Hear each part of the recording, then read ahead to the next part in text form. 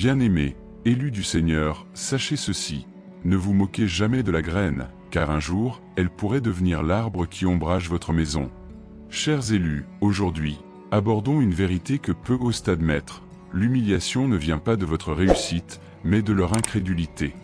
Les études en psychologie humaine révèlent que le rejet et le doute en disent souvent plus sur celui qui doute que sur celui qui rêve.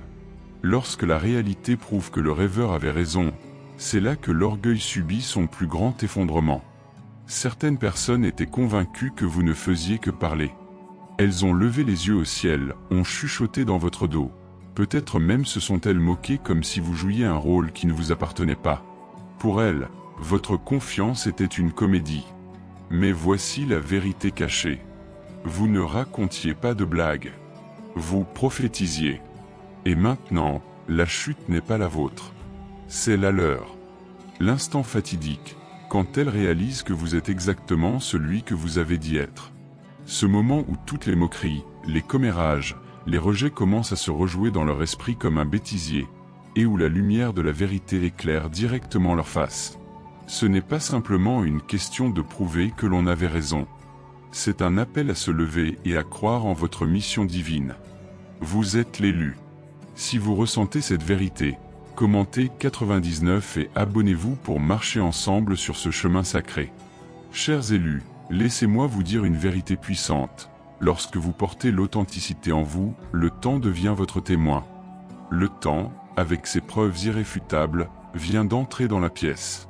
Alors, installez-vous confortablement, car ce que nous allons dévoiler n'est pas simplement une révélation, c'est une exposition. Et croyez-moi, cela va être douloureux pour eux, mais pour vous, c'est une confirmation. Premièrement, leur humiliation est la preuve de leur investissement dans votre échec. Ils ne se sentiraient pas humiliés s'ils n'avaient pas mis autant d'énergie dans le doute à votre égard. C'est la vérité brutale. L'embarras ne vient pas seulement de votre ascension, mais du fait qu'au fond d'eux-mêmes, ils ont misé toute leur énergie sur votre échec. Ils avaient besoin de vous voir perdre pour se sentir en sécurité dans leur propre existence. Ils avaient besoin de vous voir rester petits pour que leur vision limitée du monde puisse rester intacte. Et maintenant, le résultat qu'ils juraient impossible est là, sous leurs yeux, et cela brûle leur fierté de l'intérieur. Les gens ne l'admettent pas souvent, mais le doute n'est pas passif. Quand quelqu'un doute de vous, il lie son ego à ce doute. Il observe, attend, prie même pour avoir la preuve que vous ne deviendrez jamais ce que vous avez dit être. Cela devient une mission personnelle de prouver qu'ils avaient raison. Il parle, il colporte des rumeurs, il sourit de manière moqueuse, tout en amassant des accusations contre votre nom. Plus vous parliez de votre destin, plus ils se sentaient obligés de vous faire taire dans leur propre esprit. Et lorsque le résultat se retourne contre eux, l'humiliation devient plus lourde. Non pas à cause de ce que vous êtes maintenant, mais à cause de l'investissement qu'ils ont mis dans votre chute. Ce qui les ronge, c'est la prise de conscience que votre succès ne prouve pas seulement que vous aviez raison. Il prouve publiquement qu'ils avaient tort. Cela révèle la faiblesse de leur discernement, la fragilité de leur jugement et la mesquinerie de leur esprit. Ils ne peuvent pas échapper au fait qu'ils ont bâti leur identité sur la prédiction que vous échoueriez. Et l'effondrement de cette fausse identité est plus bruyant que tout ce que vous auriez pu dire. C'est pourquoi certaines personnes vous évitent maintenant ou agissent mal à l'aise lorsque votre nom est prononcé. Ce n'est pas qu'elles ne vous voient pas, c'est qu'elles se voient elles-mêmes dans leur pari raté contre vous. Elles savent que leurs mots, leurs rires, leurs doutes n'ont pas rebondi sans conséquence. Ils sont revenus à eux comme un miroir, exposant ce qu'elles étaient réellement. L'humiliation ne concerne pas seulement votre éclat. Elle concerne l'ombre d'eux-mêmes exposée à la lumière de votre vérité. Et c'est un poids qu'ils ne peuvent pas balayer d'un rire. Deuxièmement, ils réalisent que douter de vous était un reflet de leur propre petitesse. Lorsque quelqu'un se rend compte que vous êtes vraiment celui que vous avez dit être, l'humiliation qu'il ressent va bien au-delà d'être simplement dans l'erreur à votre sujet. Ce qui fait vraiment mal, c'est la découverte que leur doute n'a jamais porté sur votre potentiel. Il a révélé leurs propres limitations. Ils ne remettaient pas en question ce que vous aviez en vous. Ils projetaient leur propre manque de foi en eux-mêmes sur vous. Maintenant que la vérité est apparue, ils ne peuvent plus échapper à l'inconfort de la réalité. Leur jugement était un miroir de leur petitesse. Ce genre de honte persiste, car il les force à affronter pourquoi ils n'ont pas vu ce qui se trouvait juste devant eux. La vérité, c'est que ce n'était pas que vous n'aviez pas donné des signes de ce que vous alliez devenir. Vous portiez votre destinée dans vos paroles, dans votre confiance, et dans cette résilience silencieuse qui vous a permis de continuer. Mais au lieu de le reconnaître, ils l'ont ignoré, car admettre votre grandeur aurait exigé qu'ils se remettent en question eux-mêmes. Il est plus facile de rejeter quelqu'un que d'admettre que c'est peut-être vous qui ne cherchez pas plus haut. Voilà pourquoi votre émergence les dérange tant aujourd'hui. Chaque pas que vous avez fait dans la plénitude de ce que vous êtes met en lumière leur incapacité à reconnaître et respecter la grandeur, même lorsqu'elle se trouvait juste à côté d'eux. C'est humiliant, car cela révèle quelque chose que la plupart des gens ne veulent jamais affronter. Leur standard était trop bas, leur vision trop étroite et leur perspective trop superficielle. Votre vérité n'a pas exposé leur ignorance à votre égard. Elle a révélé leur manque de croyance en eux-mêmes. L'ego humain déteste admettre qu'il a été aveugle, et encore plus quand cette cécité est auto-infligée. Ils ne l'ont pas simplement manqué, ils ont refusé de le voir.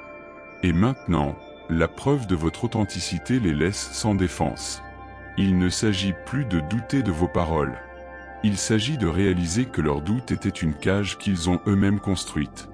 Et vous voir vous échapper de cette cage ne fait que rendre leur propre mur encore plus oppressant. C'est l'humiliation qu'ils vivent maintenant, la prise de conscience que ce n'est pas vous qui avez échoué. C'est eux. Ils ne pouvaient pas imaginer la grandeur en dehors d'eux-mêmes. Et maintenant, votre simple existence prouve à quel point leur imagination était limitée. Troisièmement, leur moquerie n'était qu'un masque pour leur peur. Et maintenant, ce masque est tombé. La moquerie n'a jamais été réellement dirigée contre vous. Elle a toujours été une tentative pour protéger leur propre insécurité. C'est la vérité qu'ils sont maintenant forcés d'avaler. Chaque commentaire sarcastique, chaque rire moqueur, chaque tentative de vous faire paraître ridicule n'était rien d'autre qu'un masque qu'ils portaient pour cacher la peur de ce que votre potentiel représentait.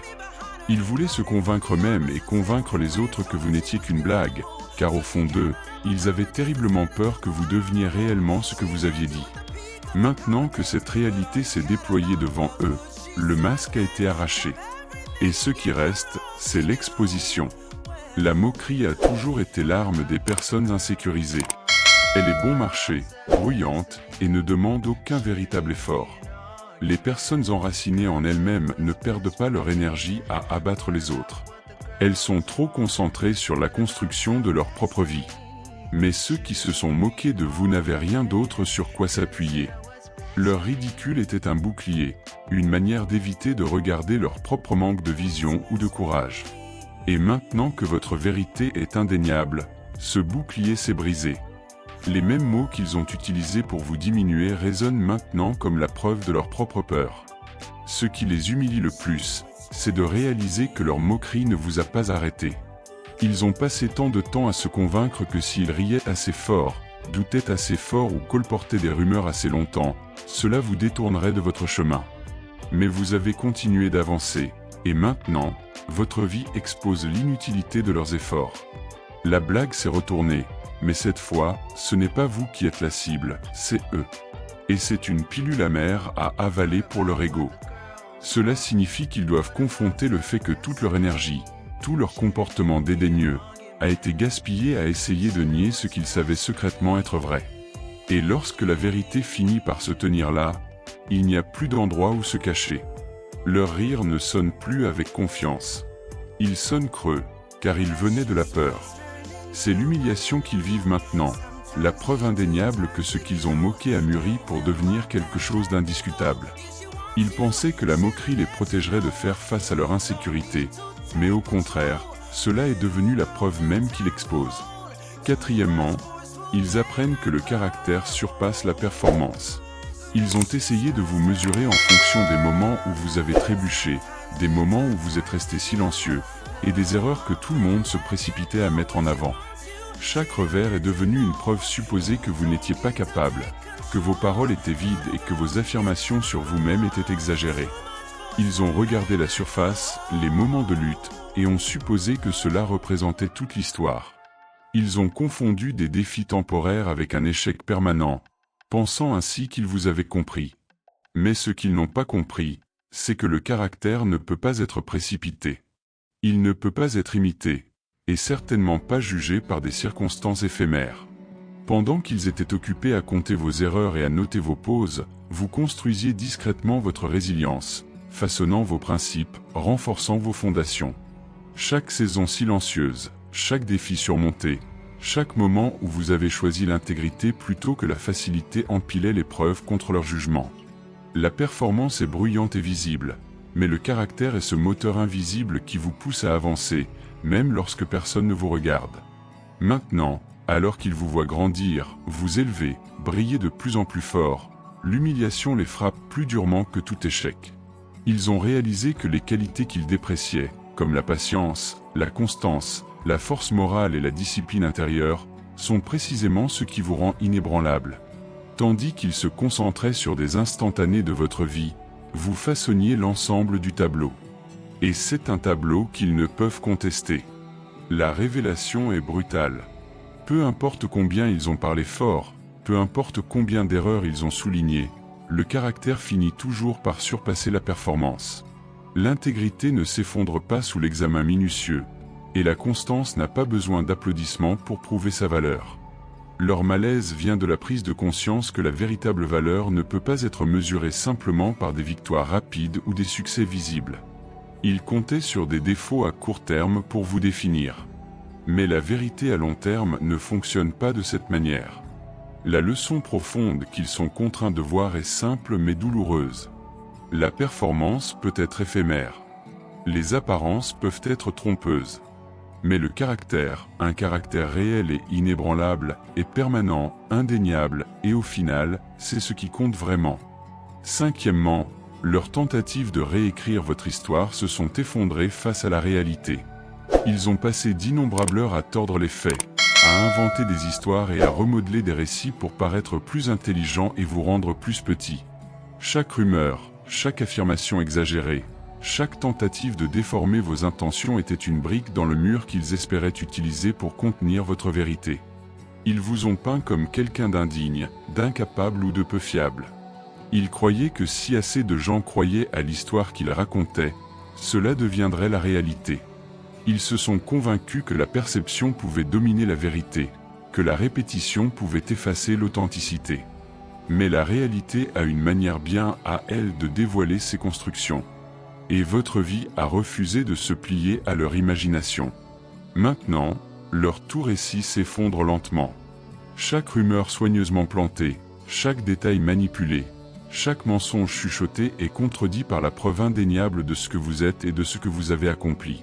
Leur version des faits, autrefois confiante et polie, semble désormais fragile, désespérée et absurde. Ils restent là, à regarder la vérité briller là où leur fiction a échoué, étouffant sous l'humiliation d'avoir essayé de contrôler une histoire qui ne leur appartenait pas. Le poids de cette révélation est plus lourd qu'ils ne l'avaient anticipé. Ce n'est pas juste une question d'être prouvé faux. C'est la reconnaissance publique et personnelle que leurs tentatives de déformer la réalité n'ont pas seulement échoué, elles se sont retournées contre eux. Chaque personne qui a cru à leur histoire est maintenant confrontée à une contradiction qu'elle ne peut ignorer. Et le doute qu'ils ont semé leur revient, comme un miroir, reflétant leurs propres faiblesses et insécurités. Ce qui est véritablement douloureux pour eux, c'est de comprendre que la vérité ne négocie pas. Aucune manipulation, répétition ou spin ne peut réécrire ce qui est déjà arrivé ou ce qui est déjà en train de se réaliser. L'histoire qu'ils voulaient raconter n'existe plus, car la réalité, la vôtre, s'est écrite d'elle-même de la manière la plus indéniable qui soit. Ils voulaient contrôler la perception. Mais la perception est sans importance quand l'authenticité se tient aussi haut. L'effondrement de leur tentative les laisse non seulement embarrassés, mais exposés, impuissants, et douloureusement conscients que la réalité est toujours l'autorité finale. Ils ne voyaient pas cela comme une preuve de préparation, de résilience et de stratégie. Ils le considéraient comme un défi à leur propre compréhension, quelque chose qu'ils devaient rejeter pour se sentir à l'aise dans leurs suppositions. Ils étaient convaincus que s'ils pouvaient minimiser suffisamment votre confiance, ils pourraient se convaincre eux-mêmes et convaincre les autres que tout cela n'était que des paroles en l'air. Mais à mesure que votre vie se déployait, il leur est devenu impossible d'ignorer la vérité. Ce qu'ils ont étiqueté comme de l'arrogance était en réalité un effort constant. Ce qu'ils se sont moqués de considérer comme de la fantaisie était en fait une planification méticuleuse. Ce qu'ils pensaient être un échec s'est transformé en résultat indéniable. Chaque étape que vous avez franchie a confirmé ce que vous saviez toujours au sujet de vous-même. Et chaque succès a ajouté du poids à la réalité qu'ils avaient refusé de voir. Leur doute n'a jamais concerné uniquement vous. Il a été le reflet de leur incapacité à reconnaître la preuve qui était juste devant eux. Maintenant, l'humiliation s'installe parce qu'ils réalisent qu'ils ne remettaient pas seulement en question votre foi en vous-même. Ils se battaient contre des preuves. Vos résultats sont devenus un langage qu'ils ne pouvaient plus traduire dans leur vision du monde limité. Leur rejet, leur moquerie et leur incrédulité ne les protégeaient pas de votre ego.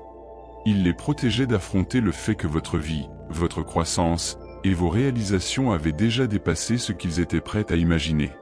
La pire partie pour eux, c'est que ce n'est pas simplement que vous avez réussi.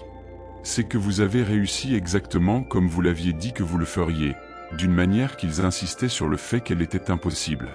Leur tentative de vous rejeter, de minimiser votre vision, de qualifier votre confiance de folie se retourne maintenant contre eux alors qu'ils font face à la réalité qu'ils ont refusé d'accepter.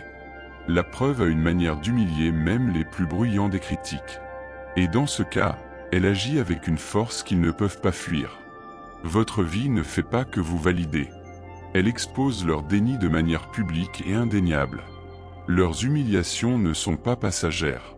C'est une reconnaissance lente et implacable que tout ce qu'ils ont combattu, chaque doute, chaque chuchotement, chaque jugement n'était pas dirigé contre des paroles vides ou un espoir aveugle. C'était contre des preuves concrètes de votre capacité, de votre constance et de votre vérité. Et cette réalité frappe plus fort que n'importe quel argument n'aurait pu le faire. Numéro 7, leur exposition n'est pas juste personnelle, elle est collective. Au moment où ils réalisent que vous êtes exactement celui que vous avez dit être, l'humiliation ne reste pas privée. Elle se répand dans chaque cercle où ils évoluent, dans chaque conversation qu'ils pensaient maîtriser, et dans chaque réputation qu'ils ont tenté de contrôler. Ce qu'ils croyaient être un secret personnel, une petite victoire pour prouver que vous aviez tort, devient soudainement un spectacle public. Leur incrédulité, leur commérage et leur tentative de vous diminuer sont désormais témoins par des personnes qui respectaient ou suivaient leur jugement. Et les voir se décomposer devant les autres ajoute un poids que la honte personnelle ne pourrait jamais atteindre. Ils doivent regarder leur crédibilité s'effondrer. Chaque personne qu'ils ont essayé d'influencer contre vous commence à voir des fissures dans leurs arguments, des incohérences dans leurs affirmations, et la preuve indiscutable qu'ils avaient tort. Leur position, celle de quelqu'un qui sait ou qui contrôle, disparaît, les laissant exposés. L'embarras est amplifié parce qu'il n'est plus limité à leur frustration privée. C'est une vérité visible et indéniable que les autres traitent avec eux. La nature collective de cette exposition les oblige également à affronter leur influence, ou leur manque d'influence. Les personnes qui étaient autrefois de leur côté doivent maintenant se demander pourquoi elles ont cru à leur déformation, pourquoi elles ont permis à quelqu'un d'être diminué sur la base de récits mensongers. La prise de conscience est brutale. Leurs tentatives de contrôler la perception n'ont pas seulement échoué en privé. Elles ont échoué publiquement. Chaque personne qui a observé leurs efforts voit maintenant le contraste frappant entre ce qu'ils affirmaient et ce qui existe réellement. Ce type d'humiliation est implacable, car il continue à se rejouer sans cesse. Chaque interaction sociale, chaque mention de votre nom, chaque souvenir de leur tentative de vous diminuer leur rappelle leur échec. Ils ne sont pas simplement dans l'erreur de manière isolée. Ils sont dans l'erreur devant un public plus large. Et ce public voit la vérité de leur mauvaise estimation. Le piquant personnel est amplifié par le témoin collectif. Et cette combinaison rend l'humiliation bien plus profonde que tout ce qu'ils pouvaient imaginer lorsqu'ils vous ont d'abord douté. Maintenant, ils sont contraints non seulement de faire face à votre vérité, mais aussi à l'effondrement public de leur récit. Leur incrédulité n'est plus une frustration privée. C'est un spectacle partagé, une démonstration d'avertissement sur ce qui arrive lorsque l'on sous-estime l'authenticité, la constance et le caractère. L'exposition est totale et ils n'ont nulle part où se cacher. Numéro 8. Vous êtes devenu le miroir qu'ils ont évité tout au long de leur vie. Chaque étape que vous avez franchie, chaque accomplissement, chaque moment de croissance agit maintenant comme un reflet qu'ils ne peuvent pas fuir. Ils voulaient vous voir échouer parce que cela rendrait leurs propres limitations moins évidentes, moins réelles. Mais votre ascension refuse de s'adapter à leur confort. Elle les force à confronter la distance entre ce qu'ils sont et ce qu'ils auraient pu être s'ils avaient agi avec courage, vision ou intégrité. L'humiliation ne vient pas de votre succès en soi, mais du miroir que vous leur tenez. Ce miroir reflète leur potentiel non réalisé. Ils le remarquent de manière subtile. Une pause lorsque votre nom est mentionné, un éclat de reconnaissance qu'ils ne sont pas là où ils pourraient être. Une envie silencieuse déguisée en indifférence. Chaque fois qu'ils vous voient prospérer tandis que stagnent ou vivent à moitié, ils sont confrontés aux conséquences des choix qu'ils ont évités, des risques qu'ils n'ont pas pris, des talents qu'ils ont ignorés. Votre existence devient un tableau de bord, gardant silencieusement la trace de ce qu'ils ont ignoré en eux-mêmes. Plus vous brillez, plus le contraste devient frappant. Vos réalisations ne sont pas seulement des victoires sur les circonstances. Elles sont la preuve de ce que l'effort constant, la foi en soi et l'intégrité peuvent produire. Et cette preuve est dévastatrice pour ceux qui ont passé leur vie à justifier la médiocrité ou à éviter la responsabilité. Ce n'est pas simplement que vous les avez prouvés faux. C'est que votre vie les oblige à se mesurer à vous et à échouer à ce test. Le poids de cette prise de conscience est souvent accompagné de défensivité. Ils pourraient essayer de rationaliser votre succès, minimiser vos réalisations ou les rejeter comme étant de la chance. Mais au fond, ils connaissent la vérité. Votre croissance expose les lacunes dans leur propre parcours. Ils ne peuvent pas nier le reflet que vous leur renvoyez, car il est précis, clair et inévitable. C'est pourquoi leur humiliation persiste. Ce n'est pas une gêne passagère ou un simple moment où ils ont eu tort. C'est une prise de conscience constante, un savoir incessant que, tandis que vous avanciez, eux sont restés derrière, piégés dans la comparaison et le regret. Votre vie, votre authenticité et votre mouvement inexorable vers l'avant sont un miroir qui montre exactement ce qu'ils ont gaspillé. Et la vérité de ce reflet fait bien plus mal que toute défaite publique. Numéro 9. Ils ont sous-estimé que la foi en soi est une arme. Ils ont toujours cru que votre foi en vous-même était naïve, voire arrogante. Ils pensaient que croire en votre propre vision était une sorte de folie, une excuse molle pour un manque de préparation ou de compétence. Ils se sont moqués de votre confiance, ont rejeté votre détermination et ont traité votre assurance comme une blague qu'ils n'avaient pas à prendre au sérieux. Ils ont sous-estimé la puissance de la foi en soi, croyant qu'elle n'était qu'un vain enthousiasme. Mais ils ne comprenaient pas que la foi en soi est une arme divine, une force silencieuse qui vous propulse, même face aux adversités. Votre conviction n'était pas une simple illusion, elle était la fondation solide de votre croissance. Alors qu'ils vous regardaient avec mépris, incapables de comprendre la profondeur de votre croyance, ils se sont trompés sur la nature même de votre force. Ce n'était pas de l'arrogance, mais une vision claire de ce que vous deviez accomplir, soutenue par une foi inébranlable. Chaque pas que vous avez fait dans la direction de votre rêve a été une démonstration de ce que la foi véritable peut accomplir. Et à mesure que vous aviez des succès, la vérité de votre engagement a déconcerté ceux qui vous avaient sous-estimé.